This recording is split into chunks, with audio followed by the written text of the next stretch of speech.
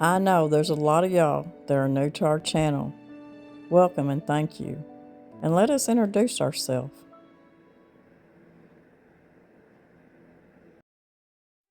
Welcome to Whippoorwill Holler. I'm Miss Lori and this is Mr. Brown. We live in the hills of Arkansas. We love the Lord. Keepers of the old way, but accept some of the new. We love to cook and we love to eat. We love to garden. It's in our blood. It's how we stay sustainable and fill our pantry. We do a lot of canning and preserving. We live a sustainable life. We love our family. We work hard. And every once in a while, we like to dance. So y'all join us.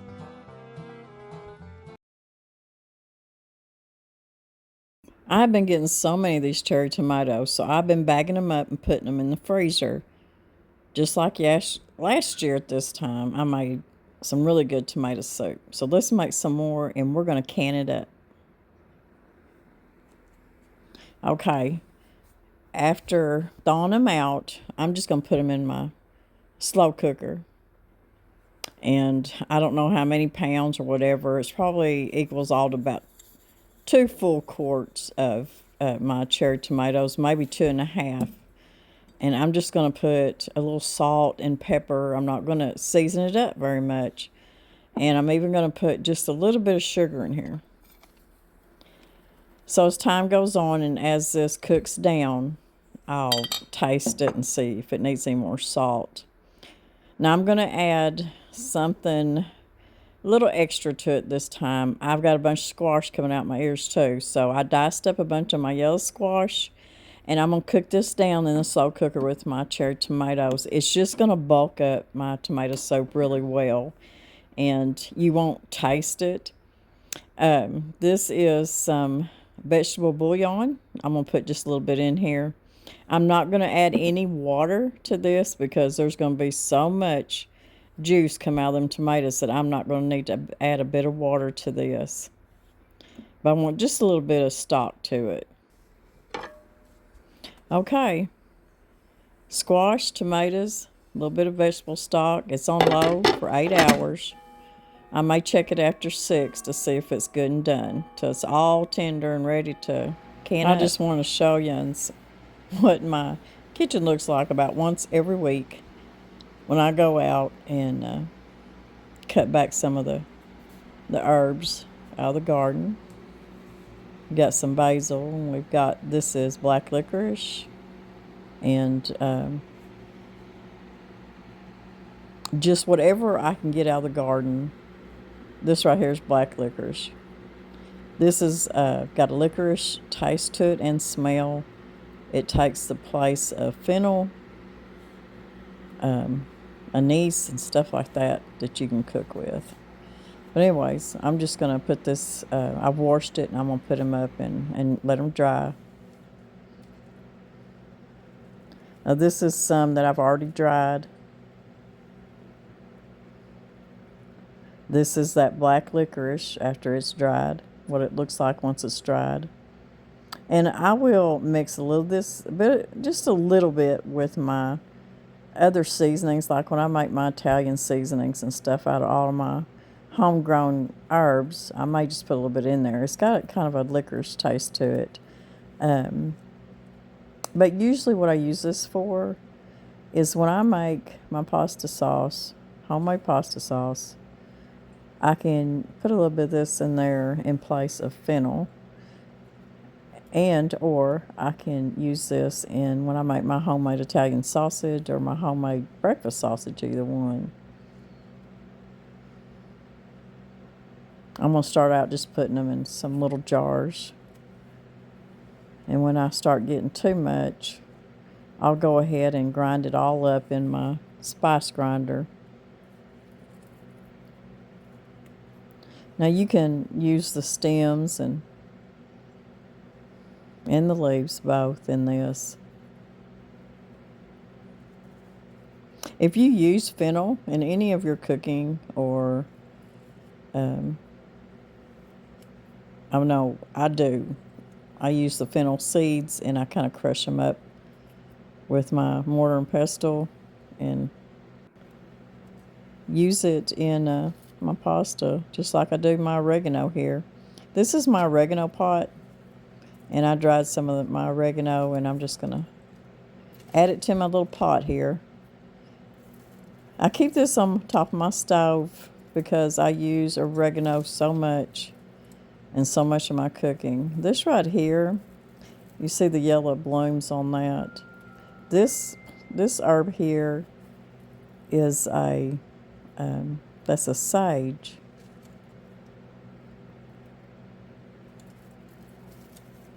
It's just a different kind of sage.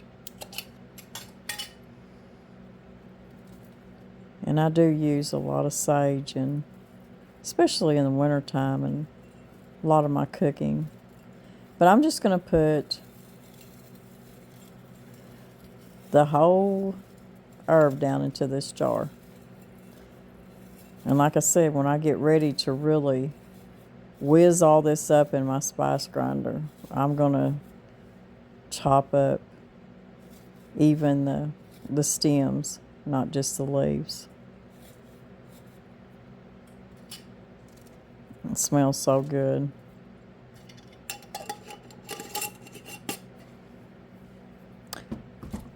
I love the way my house smells.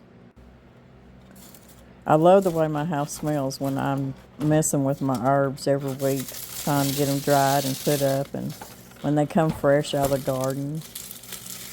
This is my basil. I'm not going to grind it up yet either. I'm just going to stuff it down in this jar. I've got purple and I've got just regular garden basil. When you put them in a jar like this, it stays good. It stays good for several years.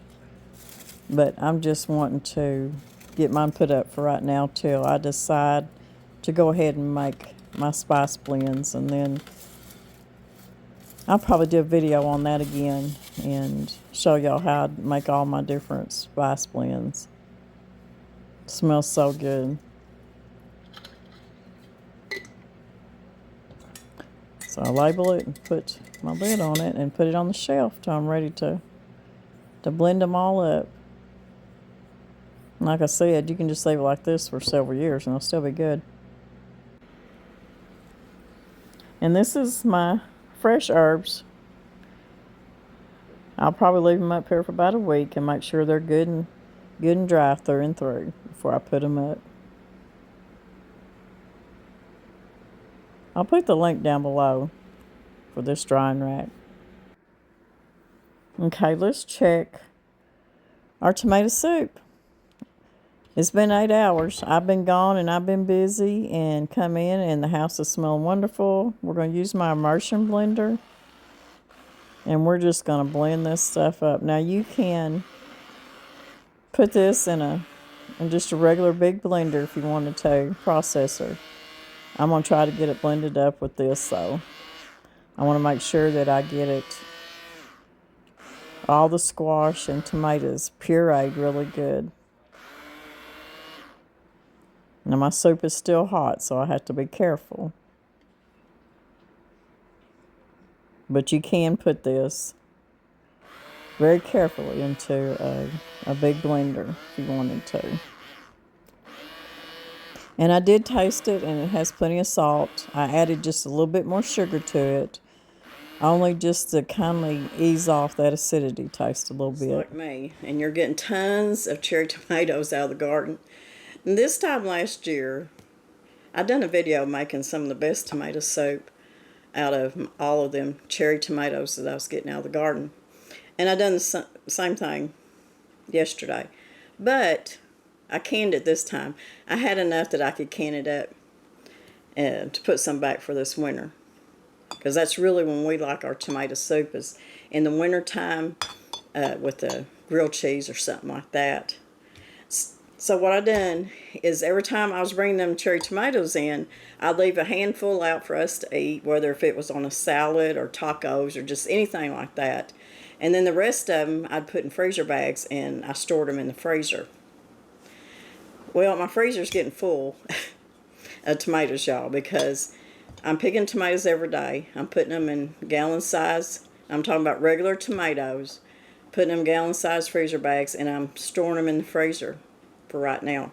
So when it gets to the end of all of my tomatoes, I'm going to have a big canning day of probably doing a big batch of my pasta sauce, because we only have 1 quart left, and we absolutely, that's one of our favorite things, and I can make enough to get through the winter. And you can see it's already summertime, so last winter it lasted us all winter and plumb into summer.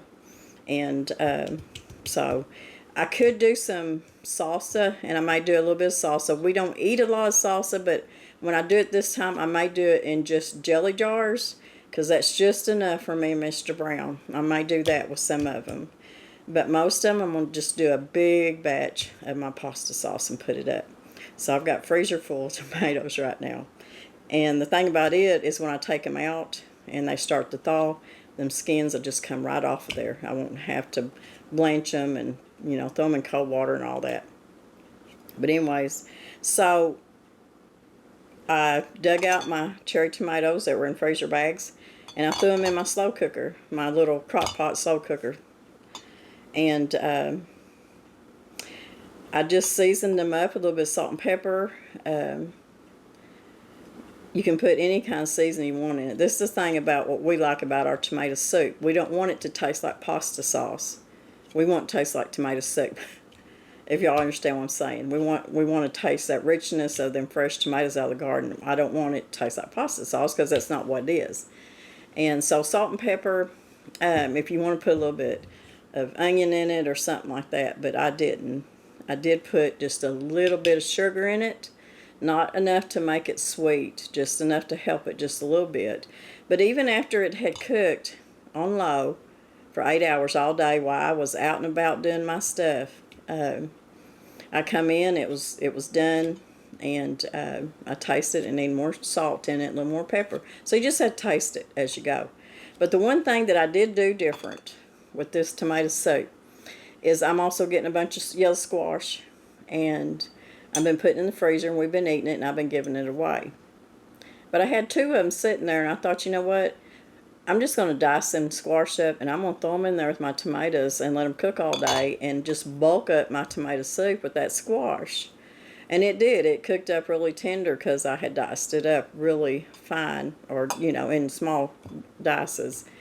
So because what I'm trying to get to is because I put that squash in there, I had to pressure can my tomato soup because I added a vegetable to it. If I had just only had tomatoes in here, I could water bath it or steam or put it in my steam canner. But because I added squash, if I'd have had some carrots, I probably would have diced up some carrots and put them in there.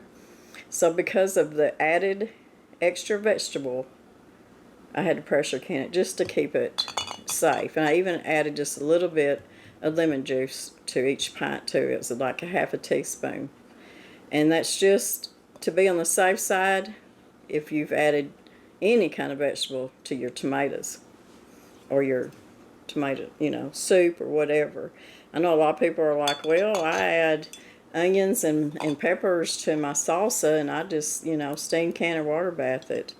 But just always make sure you put just a little bit of lemon juice in there too. Now, I know a lot of people that do can up tomatoes, especially over in Italy and places like that, a lot of times they don't put any kind of lemon juice or anything like that in there when they're canning their tomatoes. I mean, you can research it and see. I've watched many Italian women can up tomatoes. But anyways, so for me, to be on the safe side with adding the squash in it, I went ahead and pressure canned it, which was no big deal. But it would have went faster if I just water bathed it.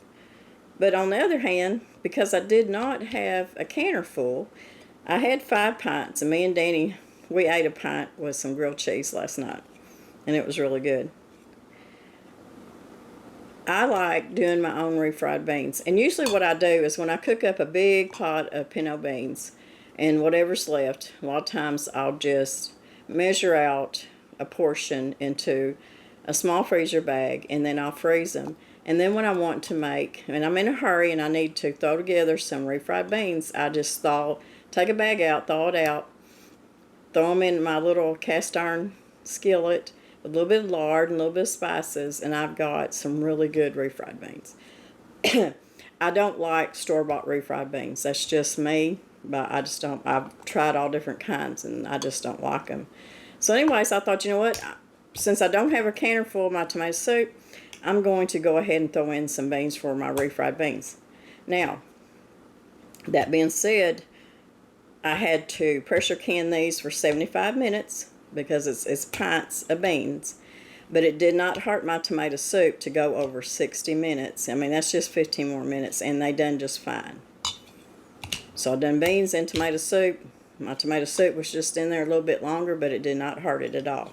So that's just one way to get several things done to add to your pantry. But anyways, I just want to show y'all what you can do with all them tiny little cherry tomatoes that you've got a bulk of. And if you're not wanting to can, that much, you can even freeze this. You didn't have to can it. You can put it in, your little freezer bags and just line them up in your freezer and just thaw it out. And you'll have homemade tomato soup. You can do it that way too. My freezer's pretty full right now. But we will enjoy this. And if I just keep getting more and more cherry tomatoes, I'll just keep doing the same thing. But anyways, I'm going to have a big canning session one of these days with all them tomatoes that I've been putting back. And it probably will be mainly my pasta sauce. So I just wanted to show y'all what I do with all them extra cherry tomatoes. I'll put that link down below because it was just, I had enough that night that I just made a little pot full, and that's what we had for supper that night. But, anytime you've got some extra vegetables, like I did my squash, if I'd have had carrots, I would have diced them up and put them in there too. If you wanted to put, but I want my tomato soup just as simple as it can be. You won't taste the squash. It just helps bulk it up a little bit. But, if I just left it plain Jane, I could have just threw it in a water bath or steam canner. But it wasn't no big deal. It don't bother me to pressure can at all. I mean, the longest you're going to spend on this is the 75 minutes it takes to pressure can it. And that's it. So, I've got this to put up in the pantry and I don't know if y'all can beans. I know I've had people, if y'all watched me ever since the beginning, y'all know that I do can up my own beans. I haven't canned any in a while because I've had so many canned up that I've had to use them. But people are like, why don't you just buy store-bought beans? It's just not the same. They don't taste as good and they're not the same. Now, that being said, don't mean I don't have store-bought pinto beans in my pantry, because I do. I got a little pantry here that I keep store-bought all kinds of beans in there. And a lot of them's been in there several years just for mainly emergency reasons and stuff like that, and for my kids. And sometimes we will throw together a huge pot of chili or taco soup, and if I don't have my own canned beans, of course I have to use store-bought. I'm not precious that way. Not everything's perfect. But when I've got time like I did for this, I'm going to do it. So anyways, I'm going to show you how I done my tomato soup. So in case y'all got a bunch of cherry tomatoes, or just do this with your regular tomatoes. Okay, we're going to carefully strain this because you see some of the little tomatoes didn't get blended up, but I don't want the skins. I'm making a mess. Anyways, I don't want the skins and stuff in there and all them little seeds, so I'm going to strain this. If it doesn't bother you to have the seeds and the skin and all that in there, then you don't have to strain it. But I prefer to get all that soup out of there, all that tomato juice.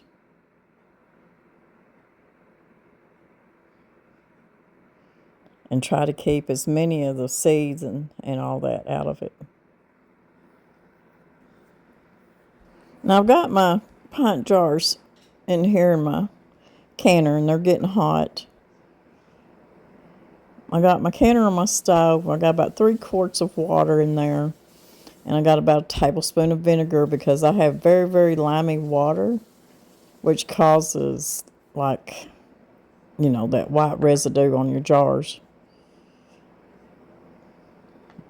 I'm just going to do a jar at a time. So my tomato soup is hot. My jars are hot.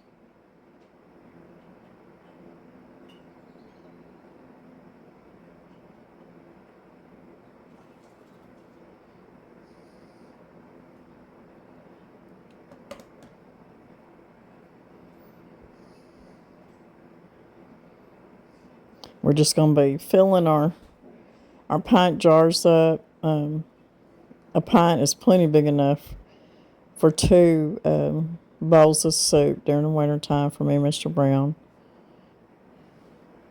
I'm going to put about half a teaspoon of lemon juice in there. If you're more comfortable with it, put a whole teaspoon.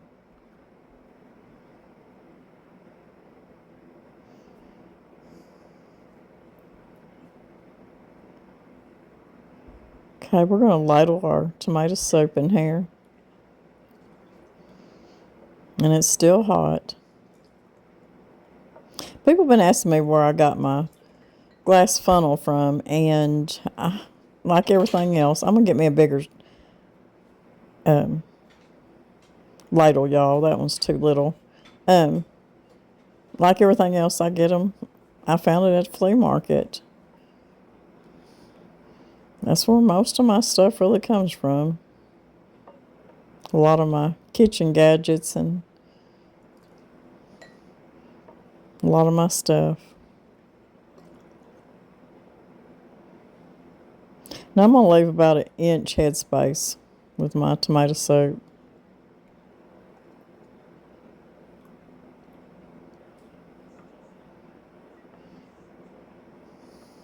Now, when I get ready to heat, I'm going to wipe this off. I'm going to get me a little bit of vinegar and wipe the rim off. When I get ready to heat this up, and I open my jar up and I put it in my stock pot to warm it up for me, Mr. Brown, I'll also add either a little bit of half and half or a little bit of heavy cream, just to kind of thicken it up a little bit, like a tomato bisque or something, because we really like it that way.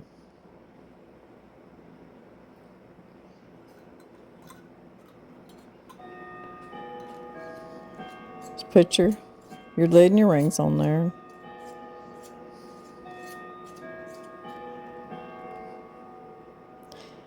Stick it back in the pot, in the canner.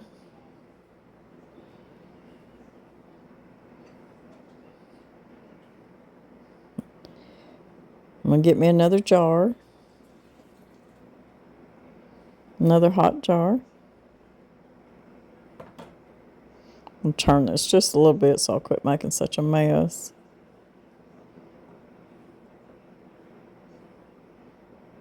I am considering doing a big batch of vegetable soup and canning it up for this winter. And if I decide to maybe add meat to it, I can always add meat to it. Whether if it's stew meat, deer meat, ground chuck, or whatever. But we do like just a vegetable soup. We don't always have to have meat for every meal. Meat is so high. I mean, even if you raise it yourself, it costs a lot of money to raise that animal. I mean, I cannot imagine now the cost, because Back in the day when we were raising our own meat, it was not as high as it is now. That's why we stopped doing it. And of course, we moved off the big farm, so that made a difference too. But we actually saved money by somebody else raising it, and us just buying like half a beef or a quarter of a beef or whatever. Okay, we'll stick this one in there.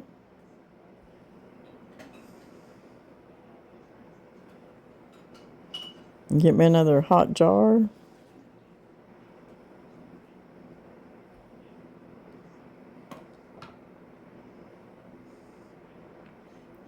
And we're just going to keep filling our jars up.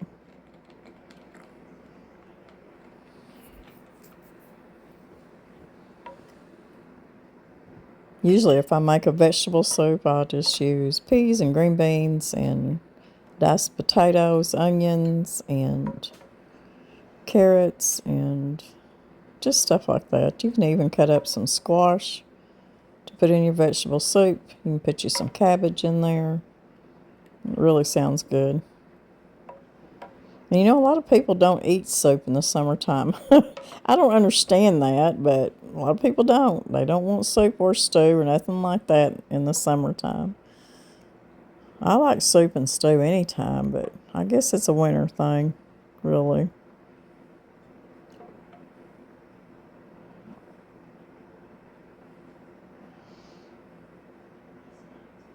So when I get ready to jar my dry beans up, I'll wash them good, pick through them. I'm only going to do just probably 5 pints of dry beans for my refried beans. There's other beans that I really need to. I do need can up. I need to do some red kidney beans. I need to do some black beans, stuff like that to get ready for this winter for chili. Make homemade chili.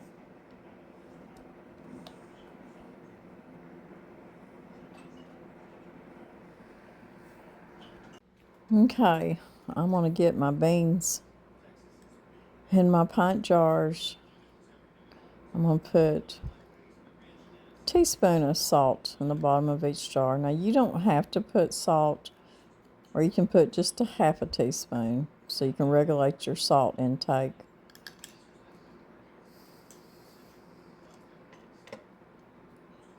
If you want to, you could even could add you a little bit of jalapeno in there if you wanted to. Now, since I'm doing this for refried beans, usually in a pint jar, because pinto beans really swell up. You know, there's some dried beans that really swell up a lot, and there's some that don't. Pinto beans do swell up pretty good. I'm going to put just a little under half a cup.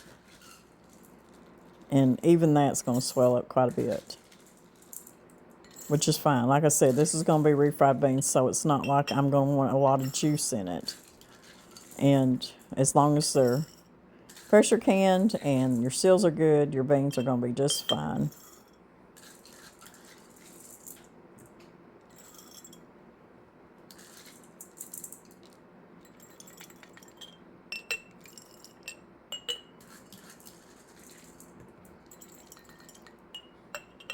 And this right here should be plenty to put in my canner and get the canner going. And it's a good deal. Okay, my jars are hot, and I'm putting hot water in here, just out of my kettle. And I'll leave about half an inch, or probably an inch headspace in this.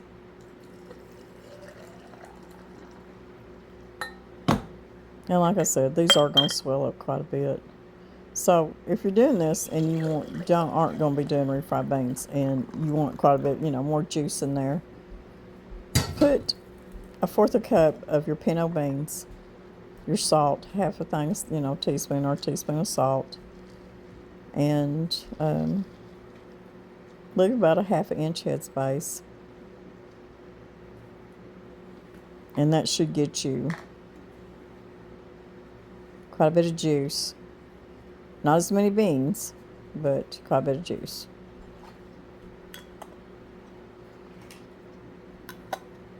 White beans, Great Northern beans are the same way. They swell up quite a bit too.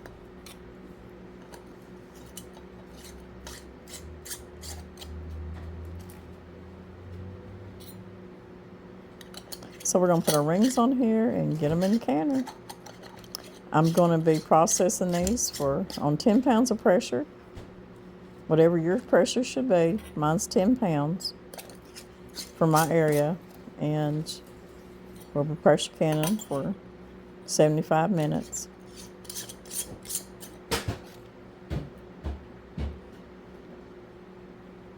And I do have a video, Canning Beans 101. It's a whole video showing you how to can up beans. So if you're new at it and you'd like to can up your own beans, I'll put that link below too. If I don't forget all these links that I'm supposed to put down below.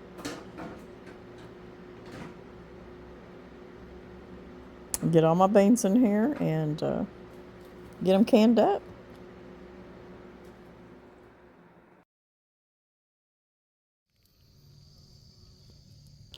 This is a buttercup winter squash, and it keeps really good in the pantry during the winter. It has a really sweet, creamy taste to it. Makes wonderful pies too. It's one of my favorites.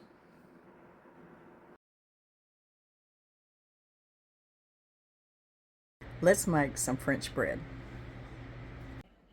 Okay, this is some of the easiest bread you'll make.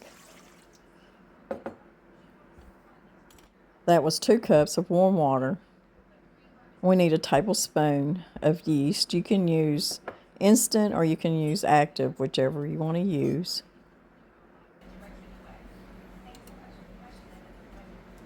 We're going to put just about teaspoon, 2 teaspoons, just whatever. I think I'll put 2.5 teaspoons. That won't make the bread too sweet. Just kind of evens everything out. I'm going to stir this up a little bit, and then I'm just going to let it sit here for about 5 minutes while I get everything else ready.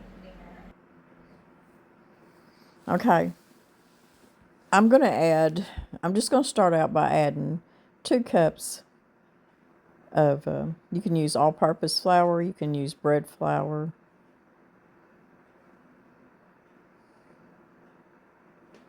I'm going to stir this up just a little bit.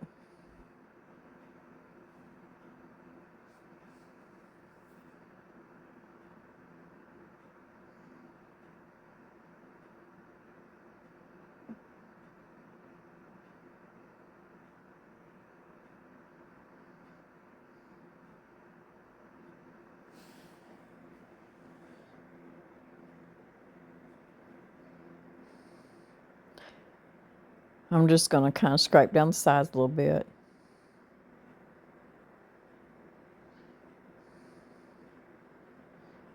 You need to add you a couple teaspoons of salt to your flour at this point.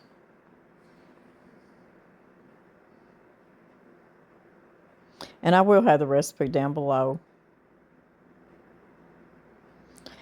Now, this could take up to about 5 cups of flour, but I'm putting a cup at a time because today's a pretty dry day in the cabin, and it may not take all 5 cups. So I'm going to add a cup at a time. I added 2 cups, now I added 1 more cup, and I'm going to let this come together, and then I'll add another cup, which will make it 4 cups. It just depends on how dry your house is, if it's humid, and just different things like that that can cause you to either add more flour or less flour. So you need to start out by adding just a little at a time so that you don't get too much flour.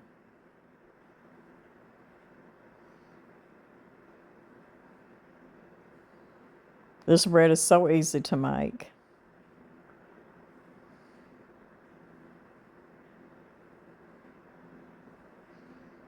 Okay, I'm going to add about another half a cup. So what we've put in here so far is 4.5 cups.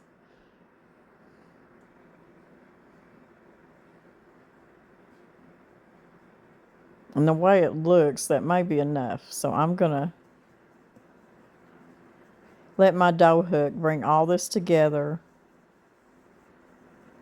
And once it comes together, I'm just going to let it knead with the dough hook. I'm going to let it knead for about 5 or 6 minutes.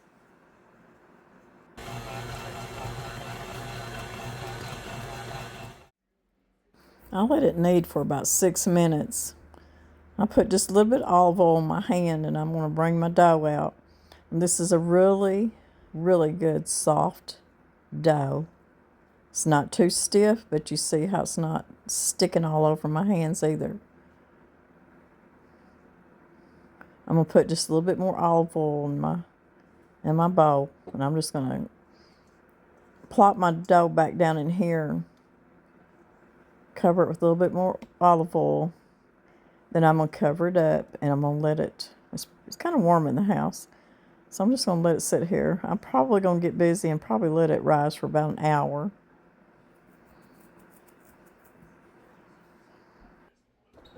Our dough's been rising for about an hour.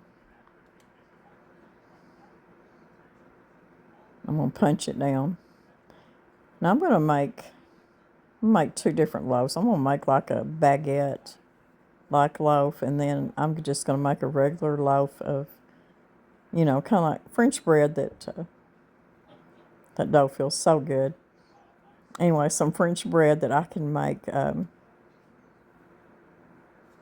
Well, I mean, we can eat on it, but I can make like garlic bread or French toast or anything like that. And y'all know that I've got so many bread recipes. Some of them are a little bit different than the other, but they're all pretty much the same. I have a recipe, have video, several things that I made with that dough, and it's I'm going to cut this in half. It's called a rich bread dough, and it makes really good. In fact, Danny likes it for sandwich bread. It's one of his favorites. And the only thing that makes it rich is because it's got a couple eggs in it. But you can see how simple this dough is. Not much to it. I'm just going to knead it again a little bit. All I'm going to do is just kind of roll this out with my rolling pin, about in a rectangle, about 15 inches or so. Don't have to be precise. And then I'll roll it up and kind of make a baguette out of it, because I do have a baguette pan that I make baguettes in, and I'll show that to you. I'll just go ahead and show it to you.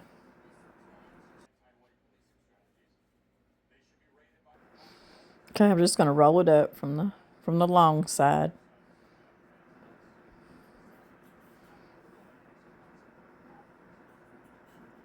And you just want to fold under the ends, and then you want to pinch, bring it on over, and if you have to put it a little bit tighter, and just start pinching it to get it to close up good.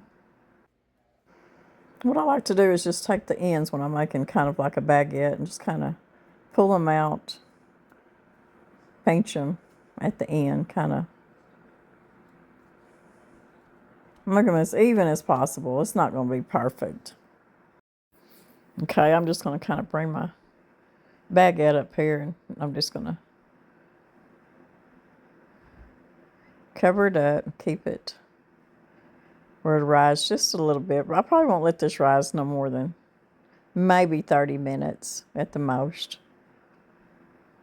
while I get my other loaf ready. I'm just going to make a regular loaf of French bread with it. It's like a rounded loaf. I'll put it on a sheet pan. I ain't going to do much to this. I ain't going to handle it very much.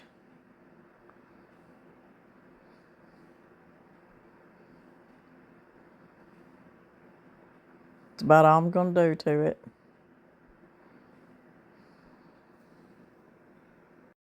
Okay, I'm going to cover this up with a tea towel. I'm going to let it sit here for about 20 or 30 minutes. Okay, I'm just going to cut a few little diagonal slits on the top of my bread. Cover it back up. I'll do the same to my round loaf too.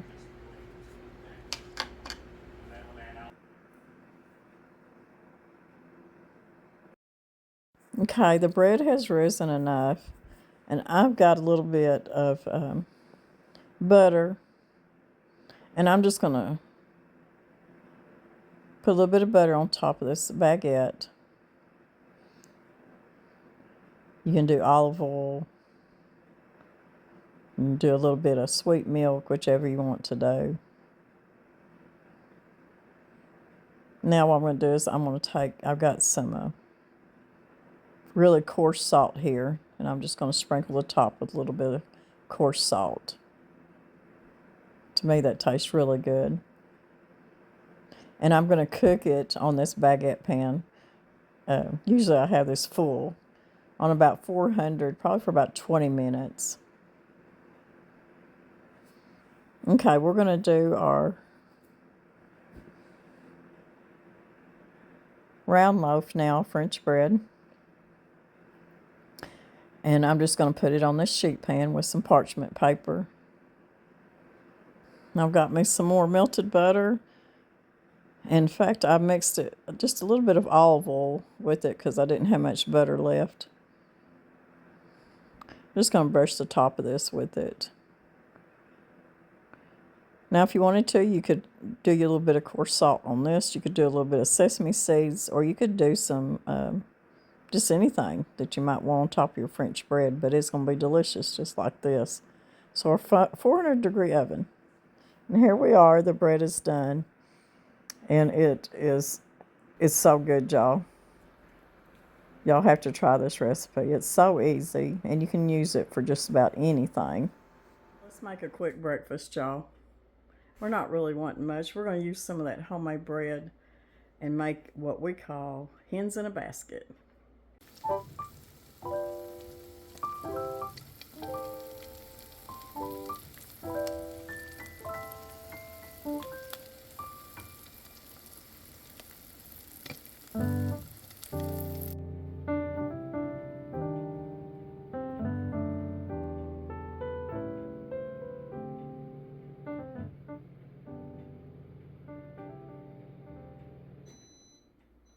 I can't remember if I had showed y'all this already, but this is my new little kitchen banner here. Y'all remember during around the 4th, I had a banner up here that had 4th of July decor and little banner that had different pictures on it. This right here, I got these are cards actually. And I got them off Amazon. And if I can find where I ordered them, I'll put the link down below. There was twice as many as what I've got hung up here. I can't remember how many of the cards, but there was a bunch of them. And I thought, how cute would it be to make me another little banner to hang up there, because I took down my 4th of July banner. I think they're really cute.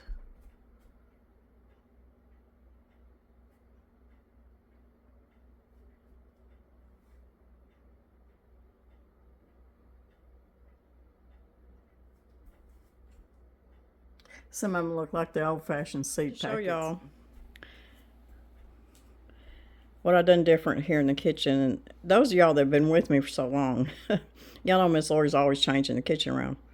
But I mean, everything's pretty much been this way for a while, except I got a new farm sink. But I took the island that was in here was kind of like this right here, same top, but it was painted a real pretty colonial mustard color. But I've been wanting something more narrow than square and bulky. And I needed it taller because of my back. There's a certain way that if I'm bent over very long, like rolling dough or cutting things up, you know, vegetables and stuff, if I'm standing there very long at a certain angle, it kills my back. So anyways, this one's perfect. I'll have to measure it and get the inches.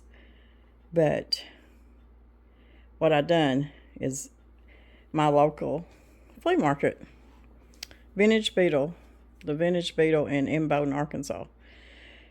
Candy looked and looked and looked for me something that would work in this small kitchen, this cabin kitchen.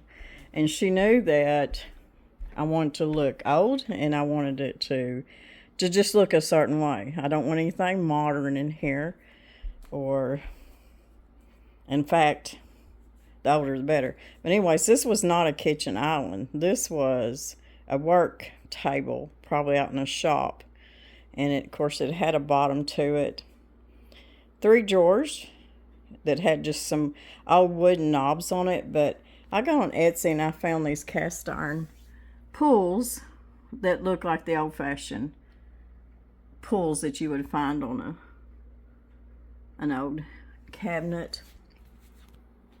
And then I got on Amazon and found, because it does have a top under this one, but it wasn't where you could stabilize anything. If I'd put my cutting board on that and went to cutting or rolling, it would have done this. It just wasn't very level. So I found this one on Amazon, and it's really, I mean, it's really pretty.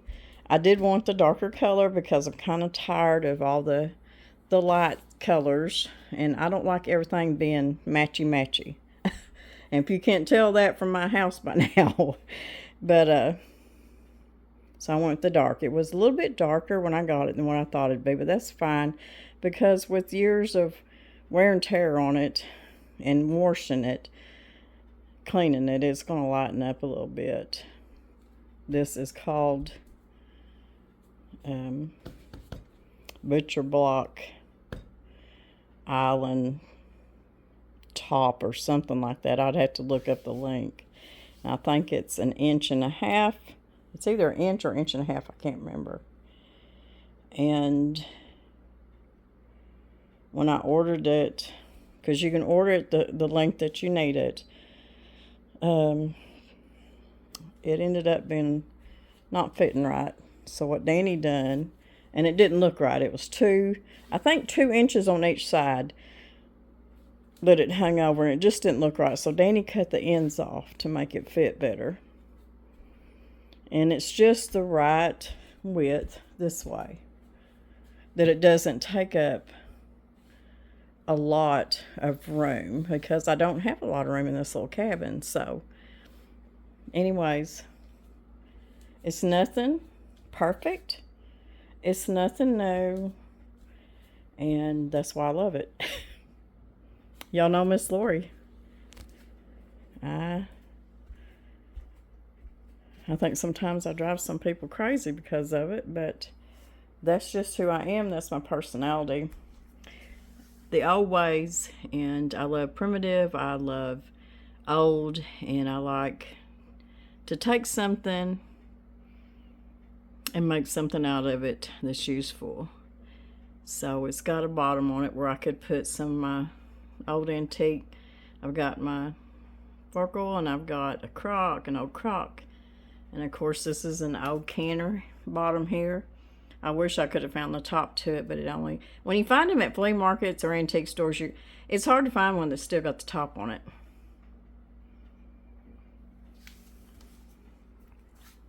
But anyways, so that's one of the things that that's new in there, and I probably won't ever change it. I think it's here to stay. Now I am going to have to put another sealer on this, and I do have the stuff to do that. I just haven't done it yet.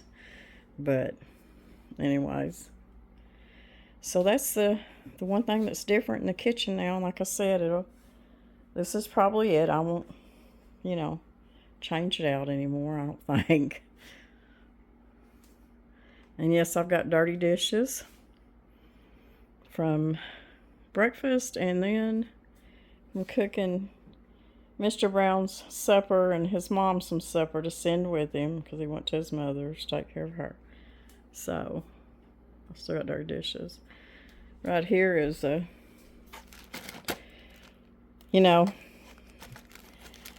haven't done it, but I would love to do a whole video on the old way, the old frugal ways. Not the new modern frugal ways, but the old frugal ways.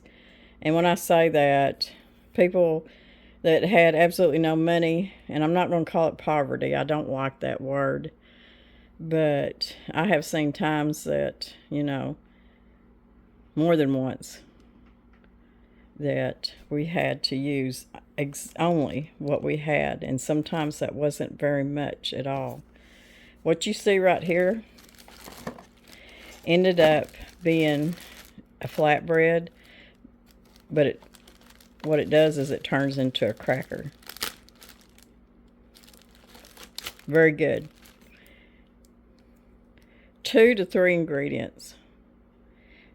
If you're in a household and you're looking around and times are so hard, you have a half a cup of flour and you've got some water, you can make crackers or flatbread. That's all you need, flour and water. Roll them out. Usually a half a cup of all-purpose flour. Now, this is not a tortilla. This is not a yeast flatbread. This is your poor man flatbread, or what you might call even a cracker at this point, because this is a diode. And listen, you can eat them as a cracker, and they're delicious. The third ingredient, if you want to put in here, would be some salt. I didn't add no salt to this. This was absolutely a half a cup of all-purpose flour and about 1/4 a cup of water. And I may have had to add just another tablespoon, but you just want it where you can gather it up real good into a ball, kind of like a pie crust. You don't want too much water in it. And then I ended up making a half a cup, made 3 this size. And they're good. They're delicious. I'm just saying, when there's nothing, hardly anything in that house, and you've got to make something for that child to eat or for you to eat. You don't have bread. You don't have sourdough starter. You don't have no yeast. All you got to have is a little bit of flour and water. And you can make you some flatbread. Maybe a little bit of salt. Just make it a little bit salty. Or you can make you some homemade crackers. That's all you had to have. That is the old way, frugal cooking. Poor man's way. And I've got a lot of them that I could share. But I've been a little bit hesitant about doing it because my frugal ways are not like the modern day frugal. And I sure don't want to offend anybody. It's not the Dollar Tree frugal supper deals. When I say frugal, I mean absolutely poor man. Nothing hardly in the pantry meals. And if y'all are interested in that, and I know a lot of y'all have been through it, just like I have at some point in my life. Y'all know what it's like. But if y'all'd like me to do a video on that, just let me know. I don't like stepping on toes. I don't like making people feel bad. I do know that I like to share my life and things that I've been through and things that I do know a little bit. I know a lot about being frugal, I can tell you. And Mr. Brown and his family do too, and my family. We've all seen hard times.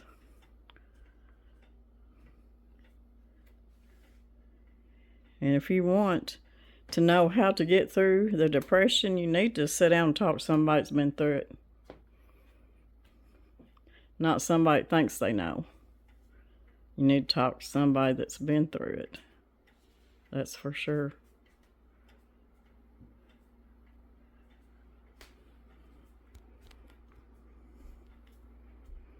This little cabin is paid for, and we love it, and it's just our peace of mind and our safe place.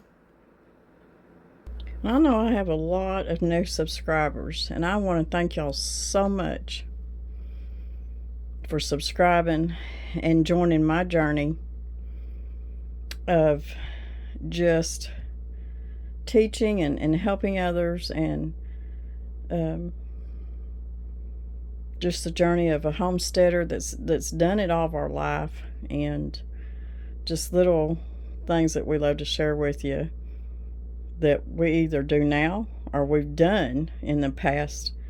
You know, we grew up being frugal. We grew up doing without. We grew up, you know, without all the luxuries of everything. No, we're not Mennonite. No, we're not Amish. My family were sharecroppers, some of the hardest working people, and so was Danny's family. They worked out in them fields. But what I'm saying is, we've been there and done it, and we're just trying to share our life and journey with you. But we're older now. We're in our 60s. Danny's fixing to be 65. He's already having to do all the Medicare stuff and all that stuff. And I'm right there behind him. But even though we're trying to make things a little bit simpler for ourselves, we're not leaving all the old ways. When the Mennonites built our cabin, I had bought this wash tub at one of the ladies I've talked about, Donna Bell. She's in Harrison now.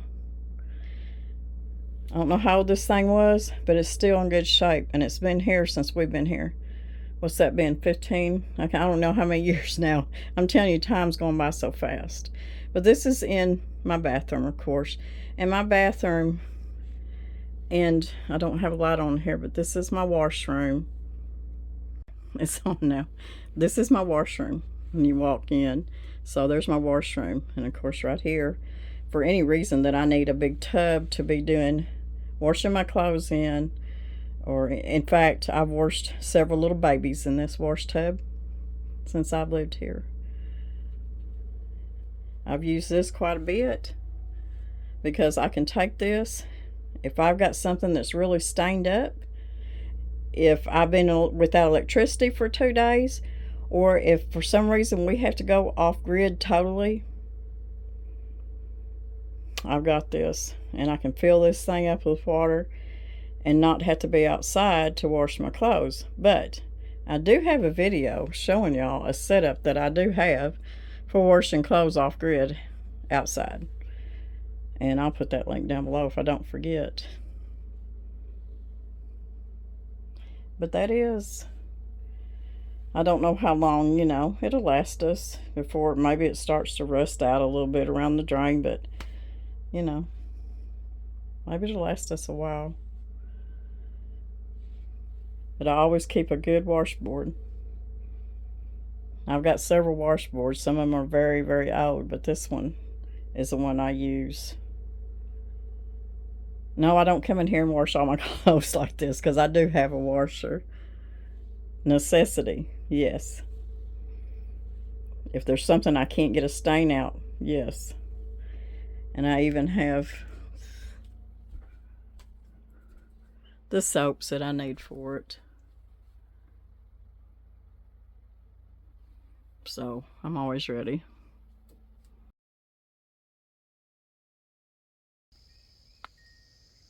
Some of y'all been asking about the garden.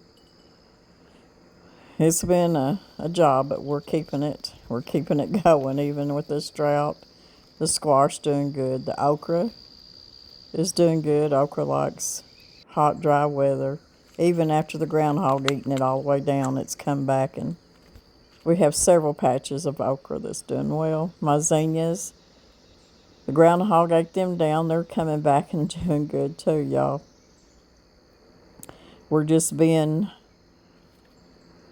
real consistent with coming out and keeping things watered. I don't know. I'm just afraid we're fixing to go into another winter with no rain and a worse drought than what we started in, but it is what it is, and we just do the best we can. Zinnias are my most favorite. The coneflowers, such a pretty red color. And my mullein plant, I'm fixing to have to harvest it, make tincture and dry the leaves for this winter in case Danny gets a bad bronchial infection or anything.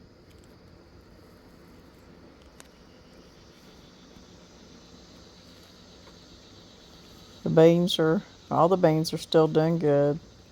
I'm really surprised my banana trees have made it, but they're trying hard. Those were given to me when they were just little bitty plants.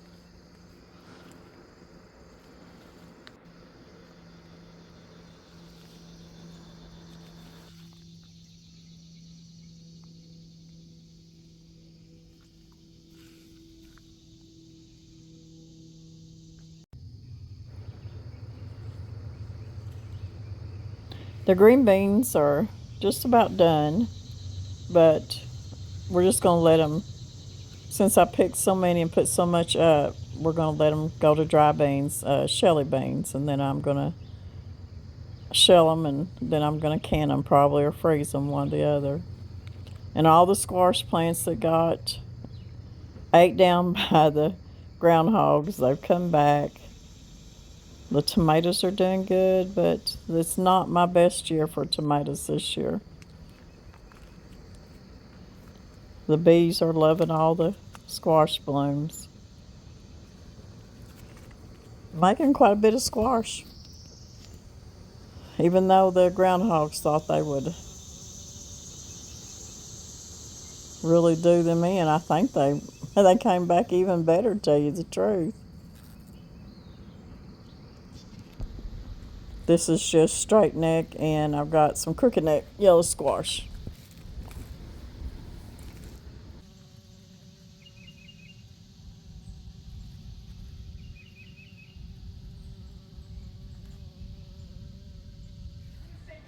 Hallelujah, y'all. We're getting a little bit of rain.